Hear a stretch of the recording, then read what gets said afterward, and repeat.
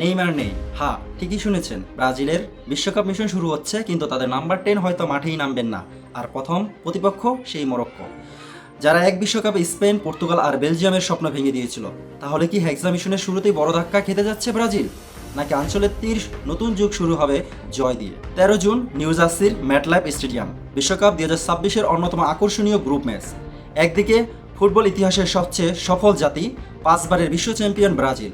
অন্যদিকে 2022 বিশ্বকাপের সবচেয়ে বড় বিস্ময় মরক্কো। এটা শুধু একটা ম্যাচ নয়, এটা দুই ভিন্ন ফুটবল দর্শনের সংঘর্ষ। সাম্বা বনাম সাহস, ঐতিহ্য বনাম নতুন শক্তি। ব্রাজিলের জন্য এই বিশ্বকাপটা অন্যরকম। 2002 সালের পর কেটে গেছে 24 বছর। হেক্সার স্বপ্ন শুধু স্বপ্নই রয়ে গেছে। 2014 সালে 7-1, 2018 সালে বেলজিয়াম, 2022 সালে ক্রোয়েশিয়া। প্রতিবারই স্বপ্ন ভেঙেছে, কিন্তু এবার বেঞ্চে আছেন একজন কিংবদন্তি, কার্লো আনচেলত্তি, যার কাঁধে এখন 24 বছরের অপেক্ষা শেষ করার দায়িত্ব। কিন্তু বিশ্বকাপ শুরুর আগেই বড় দুশ্চিন্তার নাম নেইমার জুনিয়র। সর্বশেষ খবর অনুযায়ী ইনজুরির কারণে প্রথম ম্যাচে তাকে ছাড়া নামতে হতে পারে ব্রাজিলকে।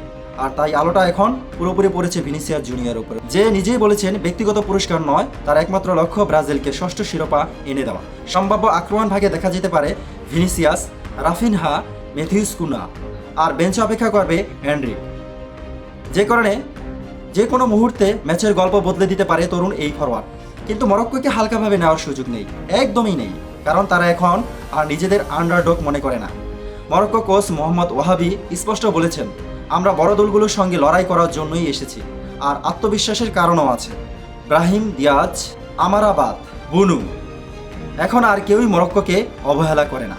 ম্যাচের সবচেয়ে বড় যুদ্ধ হতে পারে এক পাশেই ভিনিসিয়াস জুনিয়র বনাম আশরাফ হাকিমি, বিশ্বের সবচেয়ে দ্রুততম উইঙ্গারদের একজন, বিশ্বের দ্রুততম ফুলব্যাকদের একজন। একটি ভুল, হয়তো সেখানেই লেখা হবে ম্যাচের ভাগ্য। আরেকটি বিষয় ব্রাজিলকে ভাবাবে, মরক্কো কাউন্টার অ্যাটাকে ভয়ঙ্কর। তারা বল ছেড়ে দিতে রাজি, কিন্তু সুযোগ পেলে ছোবল মারতে 1 সেকেন্ডও নেয় না। এই কারণেই অনেক বিশ্লেষক এটিকে পুরো গ্রুপ পর্বের সবচেয়ে কঠিন ওপেনিং ম্যাচগুলোর একটি বলেছেন। তবে ইতিহাস ব্রাজিলের পক্ষেই। বিশ্বকাপের উদ্বোধনী ম্যাচগুলোতে ব্রাজিল সাধারণত দুর্দান্ত, আর বিশ্বকাপে মরক্কোর বিপক্ষে একমাত্র দেখায় 1998 সালে 3-0 ব্যবধানে জিতেছিল সেলেসাওরা। আমার মনে হয় মরক্কো ব্রাজিলকে ভোগাবে, মাঝমাঠে লড়াই হবে, ডিফেন্সে চাপ থাকবে, কিন্তু শেষ পর্যন্ত ব্রাজিলের ব্যক্তিগত মানের পার্থক্য ম্যাচের ভাগ্য নির্ধারণ করবে। আমার প্রেডিকশন, ব্রাজিল 2, মরক্কো 1। ভিনিসিয়াস এবং রাফিনা গোল করার সম্ভাবনা বেশি। তাহলে হেক্সা মিশনের প্রথম ধাপ, আনচেলত্তির প্রথম বিশ্বকাপের প্রথম ম্যাচ, নেইমার ছাড়া ব্রাজিলের প্রথম বড় পরীক্ষা, আর মরক্কোর জন্য বিশ্বকে আবারও চমক দেওয়ার সুযোগ।